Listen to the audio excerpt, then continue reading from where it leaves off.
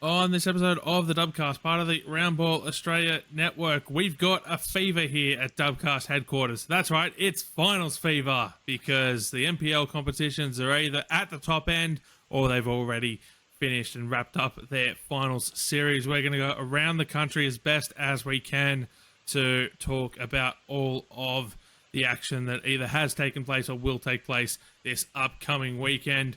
Western United are once again back in the news, and there's some very interesting transfers to talk about. My name is Poletti and Burke. Well, at least I shouldn't speak for you. I know I've got finals fever. Do you have finals fever? I mean, I would say so. I'm pretty hyped about it. I think all the finals we've got coming up are going to be really, really exciting games. So yeah, I would say so. Yeah. Yep, we're going to start in South Australia. The Adelaide Comets beat Campbelltown City 1-0. I did hit up a friend of the pod, Antonis Bagonis, who was able to provide a little bit of a rundown of this game. Some of the notes that he sent across. Both teams were looking to win their first championship. It was Campbelltown's first year in the women's NPL South Australia. They were in the relegation zone halfway through the season. They're the first team to finish sixth and make the grand final in WNPL SA history. Chrissy Panagaris copped a hit from the goalkeeper early, likely a broken rib, played on and scored the only goal of the game. Panagaris scored exactly one goal in every game she played this season, no more, no less. Panagaris is the fourth player to score two grand final goals in WNPL SA history, which Antonis believes the other was with Metro United in 2016. Joins Chidiac, Campanale, and Stockdale in that list. But scoring a goal with a broken rib. Couldn't be me. No. Couldn't be me. You wouldn't. I remember No. the time I broke my rib and I was, struggling to breathe for like 3 weeks. Like, No. No. Sometimes if I walk too fast, I get winded. So that's insane. Um, I don't even know what to say about that. I don't know if I'm impressed or scared.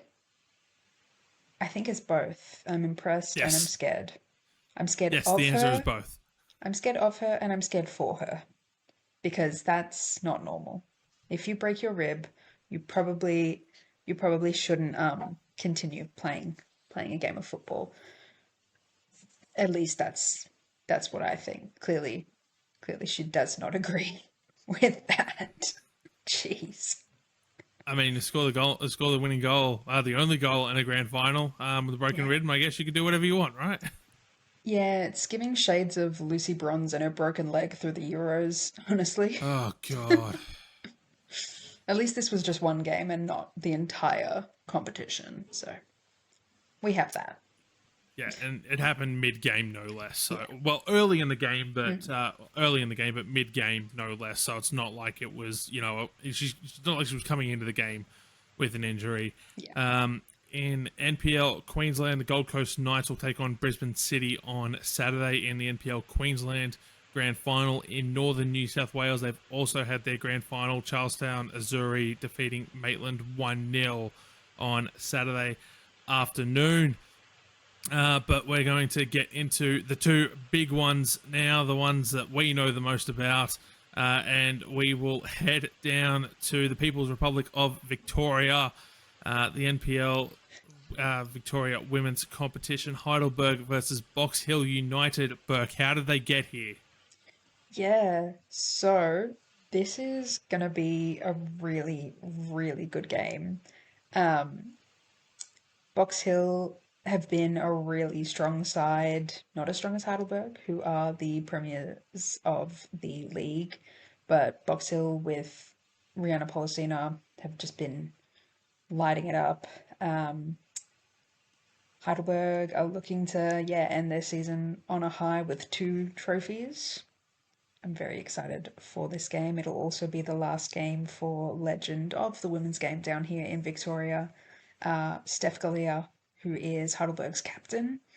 She's been with the club for 10 years, so hopefully fingers crossed they can get the job done for her. I'm very, very excited. Yeah. Box Hill had a 3-1 victory over Bulleen Lions on the weekend. Heidelberg just the 1-0 victory over Essendon. That was a Look, stressful I game. saw. I mean, you go 1-0 in the 8th minute, and there's no goals for the rest of the game. I Oh, can only imagine how stressful it would be. I watched the mini match that the NPL Victoria put up on their socials of the Bulleen and Box Hill game, and this contest looked absolutely insane from start to finish. High action, high intensity. Around Poletti showing exactly why Melbourne Victory signed a Burke with that free kick. yeah, she's insane. Uh, I'm very excited to see what she does this W League season. I'm not excited to see her revenge tour against Melbourne City, but I will respect whatever she dishes up for them. Um, yeah, she's just been going absolutely crazy. But yeah, or I don't know if it was the last time I remember seeing Box Hill and the Burgers play. Box Hill won that game 2-0 despite going down to 10 players early in the game as well, which was really odd. It was a really odd little game, that one. Um, Even more so strange for Heidelberg because I think it was the one game the entire season that they didn't manage to score. So I don't know what that says to people who like stats or numbers about the fact that Heidelberg have scored in every single game that they have played this season. But I think it says something. I don't know. I'm not a stats person. I don't know numbers. Keep them away from me. I like this low scoring game for a reason. I mean, these. I'm not going to pretend like I've watched a ton of NPL Victoria this season, but from what I've seen, I'd imagine it's probably going to be pretty low scoring on the weekend. There's two teams with strong defenses that aren't going to want to give a lot up. I will say, Box Hill United keeper Chloe McKenzie. What a I was watching this, and my word, what a keeper! I've been having a look at some solid keepers here in the NPL Women's New South Wales this season, and we'll we'll get into my beloved competition a little bit later. But Chloe McKenzie, what a she made some big saves in this game, Burke. Yeah, she's been really quite solid for Box Hill all season, and you can understand why she's been rewarded with a contract with Melbourne Victory for this season. So yeah, um, yeah, it'll be interesting to see how she stands up to Heidelberg's attack, considering yeah, the lineups will be interesting. Heidelberg may or may not have some injuries carrying over from the semi-final that they played. So we'll see what they come up with on the weekend. And looking ahead to that game, one player to watch from each side, Burke. Ooh, player to watch from Box Hill is Brianna Polacina. I mean, that's kind of just Yeah. Writes itself, right? yeah. I mean, you don't really. Do I really need to explain that one? I don't think I do. If I do, I fear you just haven't been paying attention much at all. Um, as for Heidelberg, I would say probably Sawa in attack, who is the Golden Boot winner for the league as well, scoring 18 goals across the season. And Steph Galea, obviously. She is Heidelberg through and through. And then a score and prediction, please. Oh, this is tough. This is tough. I want to say 2-1 to Heidelberg.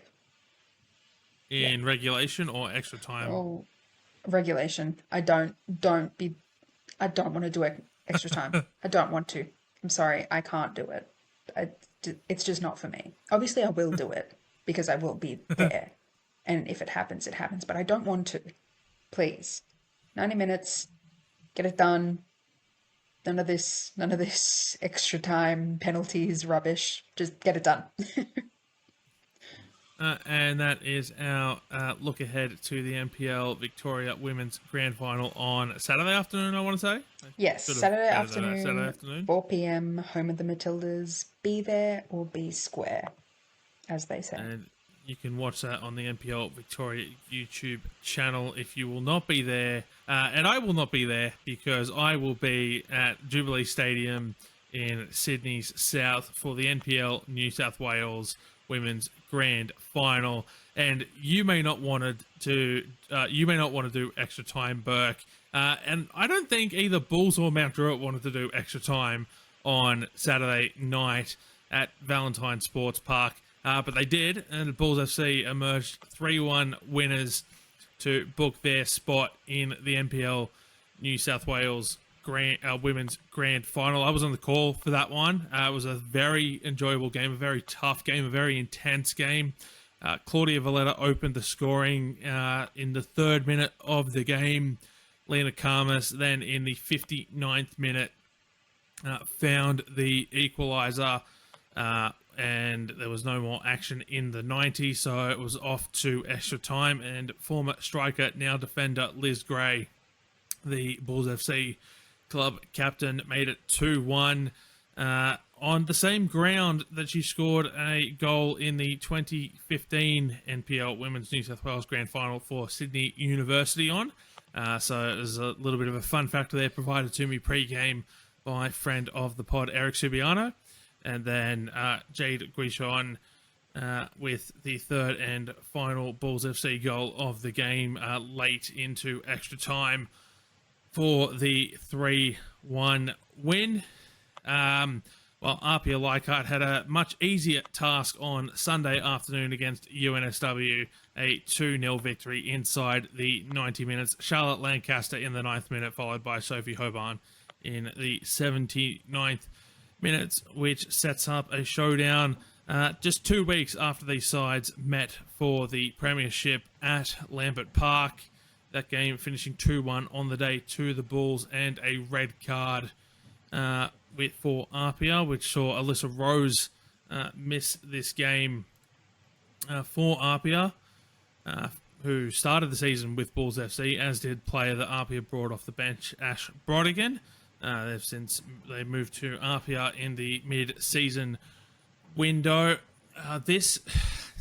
I've been saying all year that trying to make predictions in the NPL Women's is just not a smart thing to be doing. I was forced to do one pre-game on the Football New South Wales socials, as it did get the match of the round treatment from Football New South Wales, and so did the Apia versus UNSW semi-final. And I did say that I thought it was going to be 1-1 after 90 minutes, and it was going to be 2-2 after the extra time period, and the Bulls were going to win on penalties.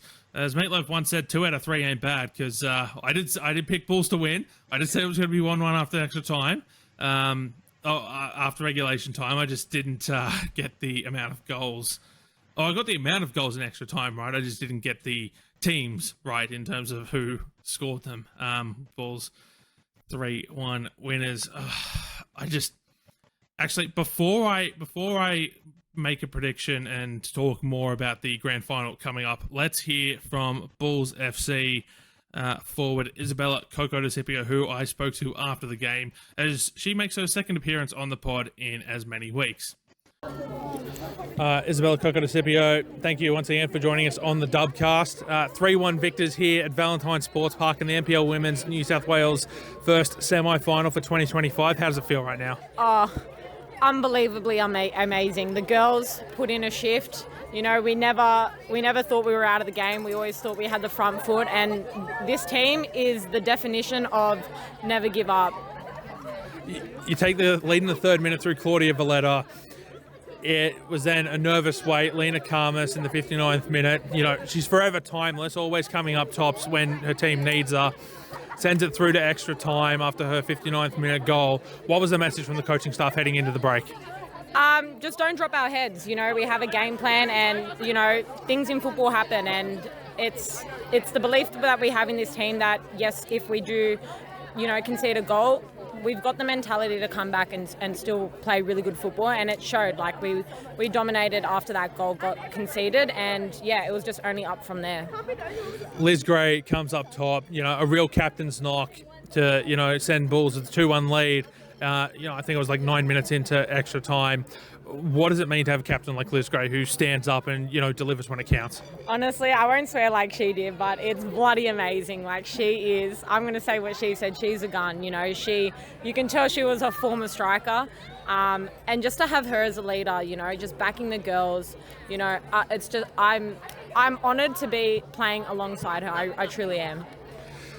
Jade Guichon then steals it in, very late into the second period of extra time. What was it like then? You could see everyone just get together, you run over to the fans. Like, what did you knew you have it in the bag then, or was it just seeing out the remaining few minutes? I think once she put the ball in the back of the net, we kind of knew that we took all 3 points and we probably booked our ticket into the final. But for her, what a shift! Like, our whole team throughout training, it's all just compete, and she came onto the field and she impacted the game, and that's all we can ask for. Mia Nomoto, absolutely fantastic in goal, had to come up with some huge saves. It looked like she went down in the warm-up, still managed to play out the 120 minutes. What's it like to have someone like her in goals? Mate, she just can stop anything. She's so good. Like, I feel super safe when she's in our goal. So she's kept us in lots of games throughout the year, and she just kept us in that one as well. And I have no doubt that she'll keep us in the next game. You've got a grand final ahead next week, Saturday afternoon at Jubilee Stadium. Either APIA or UNSW. I asked you this a few days ago. Is there anyone in particular you want to face, or will you just take whoever comes? Bring them on, honestly. Like, we'll take whoever. I think, we've shown that we can beat anyone in this league, and that doesn't stop now. And yeah, I'm really looking forward to it. I'm sure the girls are too. Are you going to be at the ground tomorrow? Are you going to watch nervously from home? Are you not even going to watch? I don't know. I'll see. If I've got some free time, maybe I'll just tune in here and there. But no, I'm going to celebrate this one with the girls tonight. And yeah, we'll see tomorrow after 3:30 who we draw. Well, best of luck next week in the grand final. You've been undefeated at home all season, and that's extended here to Valentine Sports Park, as you said it would. You're home away from home. It extended like you said you would. And I believe we'll be a home team at grand final because we came first, so that's not stopping there. So you heard it here first on the Dubcast. Bulls FC will be your 2025 NPL Women's New South Wales grand final winners from Isabella Coco de Scipio. I'm calling it now. Thank you so much for joining us once again on the Dubcast. Thank Once again, thank Isabella Coco de Scipio for her time after the game. Looking ahead to Saturday afternoon. These have been two of the better sides all season. Bulls FC have done incredibly well. Apia, after a very slow start to the season, which it certainly seemed like there were rumblings at some points that their coach was very much on the hot seat, Brad Addard. But he's managed to turn it around and has got them back into, not just back into the final series, but back into the grand final. They've already won the Sapphire Cup this year. They'll have been incredibly disappointed not to have won the Premiership 2 weeks ago. They'll have Apia like that. They've got an absolutely stacked lineup, but so do Bulls FC. Honestly, this is such a tight game. When they played at Northbridge Oval in round 13, it was 1-1. It was 2-1, as we've already talked about a couple of weeks ago when they played for the Premiership in round 26. I think that this is a game that's going to go to extra time. I think for the second year in a row, Apia are going to go to extra time in a grand final after they went to penalties last year against the MacArthur Rams and lost. I'm going to say 1-1 after the 90 minutes. I'm just going to repeat the prediction that I gave last week. I'm going to say it's going to be 1-1 after 90 minutes. I'm going to say it's going to be 2-2 after extra time, and flip a coin who wins on penalties. I'm going to say Bulls FC again. I think Bulls FC win the NPL Women's New South Wales Grand Final for 2025. will give them a chance to, after they lost the 2023 grand finals to the MacArthur Rams, they'll walk away with the chocolates on Sunday, and Apia Leichhardt, I'm predicting, will taste grand final defeat for the second year in a row. Player to watch for both sides. Ashcroft's for Apia Leichhardt. If they win, it's going to be on the back of Ashcroft's doing something absolutely amazing. How she hasn't been given a look back in the A-League women competition is absolutely beyond me, after her time at the Wanderers and Canberra. While for Bulls FC, I mean, like this Apia side, I could probably, pick out 5 or 6 different players. But I did say on the call last week that Liz Gray had a captain's knock and came up with a captain's goal to give them the 2-1 lead. So I'm going to predict an absolute standout performance from the Bulls FC captain, Liz Gray, the 2 captains standing strong for their respective sides as the players to watch. You can tune in to that game on the Football New South Wales YouTube channel at 2:30 p.m. on Saturday afternoon. It is Teo Palazzari and Teresa Polias on the call for that game at Jubilee Stadium if you can't be there on Saturday afternoon. We will move along now. Look, we're not going to spend too much time on Western United other than to briefly mention that the A-League men and A-League women's sides have been put into hibernation for the upcoming season in 2025-26. And we'll have to go through a bunch of regulatory checks and everything like that to re-enter the competition ahead of the 2026-27 season. So it means, Burke, that we have a bye in the A-League women competition this year. And we know that as of the day of recording that Wellington Phoenix will get the bye first up. By the time you are listening to this, you will know the remainder of the fixtures because they're dropping on Thursday morning, but we are recording Wednesday night. This is it's over. Like, we don't have to worry about what they're doing for this upcoming season because they're not playing, but gosh, this has dragged on for so long. I'm going to be real with you. That last statement that was released this morning, I did not understand a word of it. Appeals. We're appealing. The appeals are being appealed. Bananas. Appealing. So much. I don't know what's going on. And you know what? I don't think I want to know what's going on. I'll find out when they come to a final decision. But none of it makes any sense to me. I know they're in hibernation, and that's all I need to know. Yep, so Western United will not play in this upcoming A-League men or A-League women season. If you want to hear more about what's been going on, you can head to the Roundball Australia YouTube channel, where we've been doing a fantastic job of breaking all of the news down as it comes to hand. And then just before we move into a bit of transfer news, I forgot that I did want to make mention of this.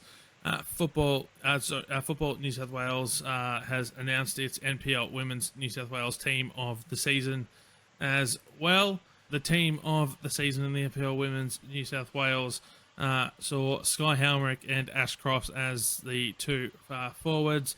Patricia Phillips, Isabella Coco DeCipio, Angelica Ristadoulou, and Alyssa Ingsard in a midfield for Poppy Hooks, Elizabeth Gray, Amelia Feeney, and Phoebe Gilbane as part of a back 4, and the goalkeeper was Sophia Fante. On the bench, Amy Hall as a reserve goalkeeper, Jordan Jasnos, Kayla Osborne, Lena Karmas, Kai Buchanan, Charlotte Lancaster, and A. Dean Keane. If you want to see more about why Sophia Fante made the NPL Women's New South Wales Team of the Season, you can click above Burke's head. And if you want to have a listen to the interview we did last week again with Isabella Coco DeCipio, you can click above my head to check out those 2 pieces of content.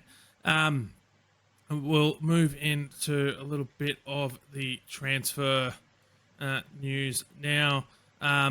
And Wellington Phoenix, well, this happened, I'm pretty sure we said it last week on the pod that went to air, that there was going to be something that was going to drop a few hours after we recorded, And sure enough, Wellington Phoenix announced that Marissa Vandermeer is going to make her return to football this season after, I believe it was 2 years out with ACL injuries. Yeah. This is going to be so good, Burke. Yeah, I'm very excited for her because, yeah, 2 years is a long time to spend dealing with injuries. And, I'm sure she's more excited than I am to see her back on the pitch. But it'll be interesting to see, after such a long time, how she goes getting back into things. I'm sure she'll be fine. Yeah, I imagine it'll be just like riding a bike. It'll all come back. Kira Myers has made the switch from Melbourne City to Brisbane Roar. Ellie Wilson, Paige Zoyce, Ava Breedis and Gio Candy have all departed Melbourne Victory following the conclusion of their contracts. I have to admit, a couple of those really surprised me there. Like, the Victory just didn't want to re-sign some of them. Yeah, I was also quite surprised that Paige Zoyce didn't get her own farewell post, considering how long she's been with the club and everything she's done for them. But and they've made their choices. We'll see what happens from here. Yep. Emma Hawkins makes her way to Canberra United, an American striker. So it'll be interesting to, partnering Michelle Heyman up top, presumably in the front two. Leaves question maybe about, a couple of different players. Maybe it's an off-the-bench option, so it will be interesting to see what happens there. Talia Franco heads to the Brisbane Roar, presumably number 2 behind Chloe Lincoln. I would assume. I'd imagine, for Talia Franco, this is sort of the time of your career. I know she's only 19 years old, but she's been in the dub for a while. Surely you want to be going to a club where you can make the impact as the number 1. I guess they're just going to be in a bit of a dogfight for it, aren't they? It'll be interesting to see who comes out on top. Bronte True heads west from the west. Yes, she's leaving the Western Sydney Wanderers and heading to the Perth Glory, where she'll link up with her former NPL Women's New South Wales coach from the Macarthur Rams, Stephen Peters, which kind of makes sense why Kelly Brown left Perth Glory if they were planning on bringing in Bronte True. Melbourne City have announced TJ Vlanich, Isabel Accardo, and Amelia Macris leaving the club. I have to admit, Vlanich and Macris definitely surprised me in this lot of announcements. Was very surprised to see, especially Macris, after the tournament that she had with the under 23s. Yes, the under 23s. Very interesting choices being made by a lot of places. I guess we'll see what happens. I hope she has another club lined up, because after that showing, there should be a lot of interest. Yeah. Yep. And then Rihanna Policinas, we've already mentioned earlier in the pod, joins Melbourne Victory after her contract expired last season with Melbourne City. And I have been steadfast in this prediction for an incredibly long time, so congratulations, Melbourne Victory, for signing the 2025-26 Julie Dolan medalist in Rihanna Policina.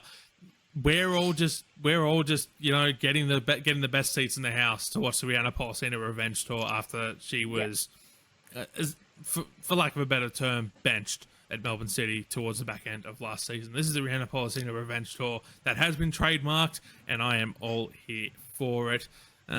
Ashlyn Miller joins the Brisbane Roar as well, US Youth International. Brisbane have been making a lot of moves, actually. As the NPL Women's Queensland Golden Boot winner Kyla Hansen also signs for the club, as does a signing from Ajax. Bente Jansen will also be joining the Brisbane Roar.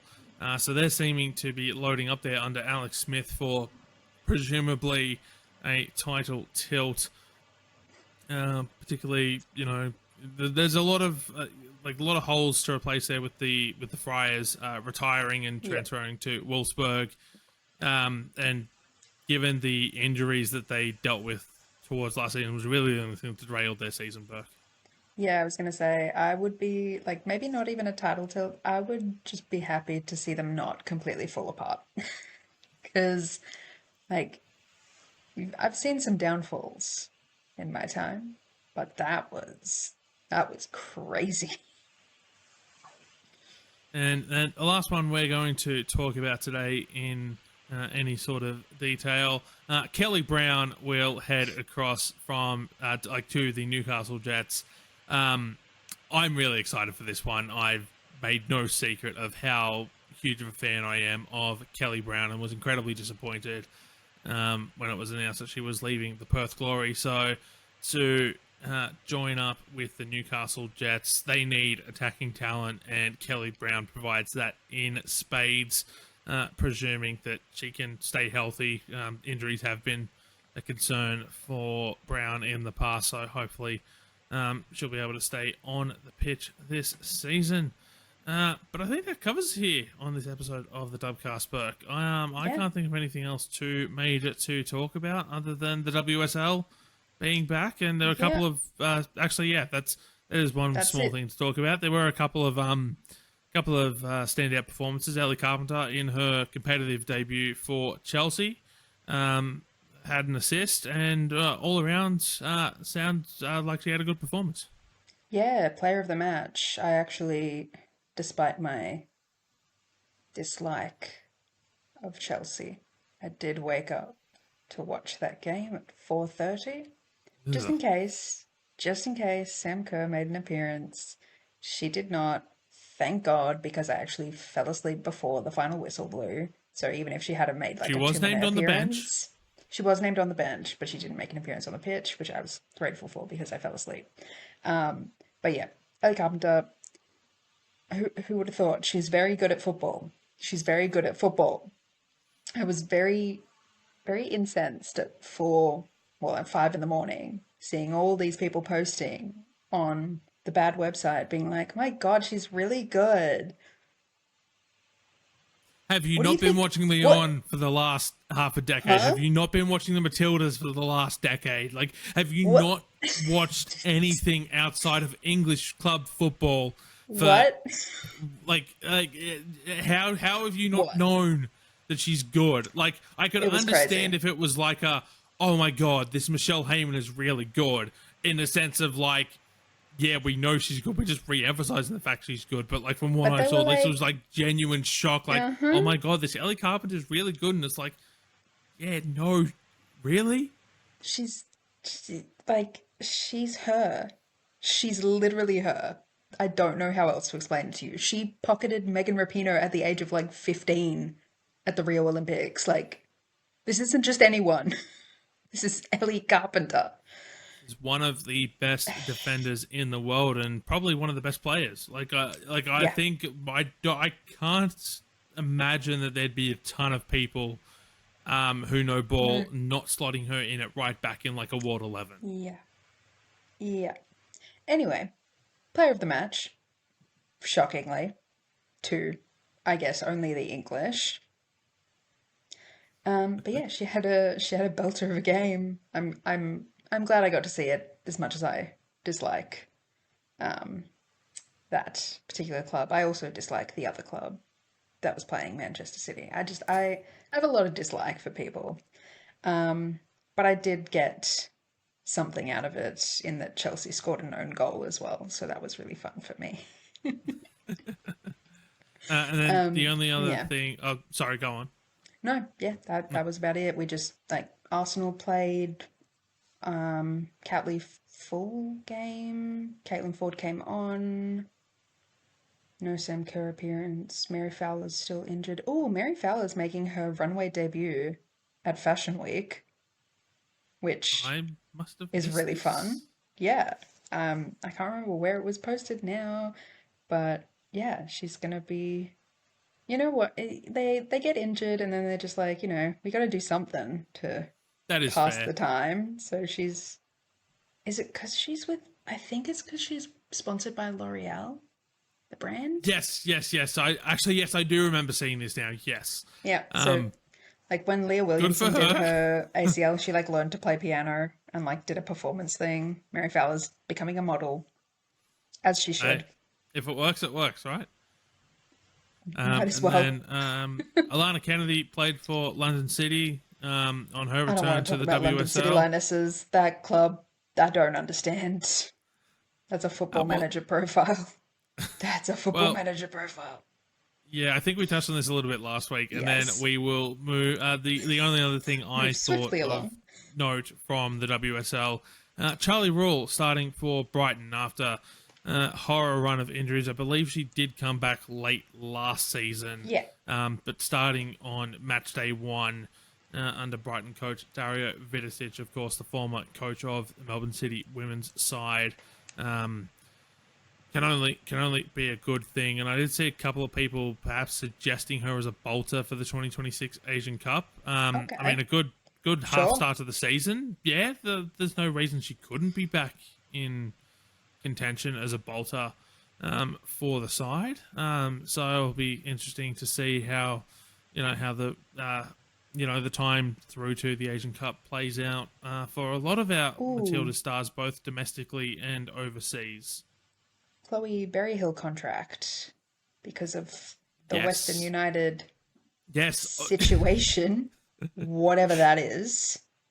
To take you back behind the scenes, we mentioned this pre-record, and I made a note of it, but I forgot to put it on the run sheet. I left it on one of the 10 sticky notes littering my desk, and then promptly forgot to glance down at it. Yes, Chloe Berryhill is off to Serie B in Italy to play for one of the Como sides.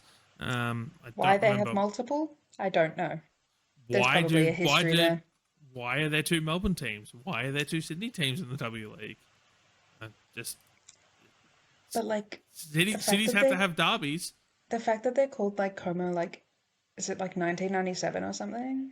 Like they have like a number, which I think one of them's 1957. 1957. Yeah. So she's joined Como 1907. 1907 in Serie B, and then I think the other one's just like FC Como. Yeah. Which is that the one that Chidiac signed at? No, Chidiac signed for the other one, I think. I should know this. Are there 3 This is great podcasting towards the end of this, honestly. Look, at least it'll be entertaining. Okay, so you've got FC Como and then Como 1907. Although, to be fair, when you Google FC Como, it comes up with Como 1907. So I don't know what that's about. I love that. What's the SEO doing there? Like what? I don't know. I did just recently switch over from Google to a different to DuckDuckGo, so maybe it's just DuckDuckGo. Maybe it's that. Maybe, I don't know. But yeah, Chloe Berryhill has moved to Como 1907 in Serie B. So hopefully she has a good season, and if worst comes to worst, she gets to live it up in one of the more scenic parts of Italy for a few months. Places to live. Yes, you could live in like 500 towns in Australia. So it'll be good to see what happens there. But that will do for this episode of the Dubcast, part of the Round Ball Australia podcast network. I think we'll be back next week. I haven't decided yet. But there are NPL Grand Finals to talk about, so we might just do a mini episode to talk about those if there's nothing too much happening in the world of women's football. We'll have a schedule. We'll have a fixture. We will have fixtures to talk about, yes. So we may get a full episode. Never mind. Scratch that. Sorry, guys. And there'll be like I guarantee you, like 6 a.m. tomorrow morning, like there'll be some more transfer news. Yeah. So that will do for this episode of the Dubcast. If there is an NPL Grand Final going on somewhere in your state federation, and you have a chance to get to it, go. Enjoy it, take in the sights, take in the crowds, and just enjoy it. Enjoy women's football and competitive knockout football. But we'll be back next week to wrap it all up. For Burke, my name is Poletti. Thank you very much for tuning in, and we'll talk to you next week.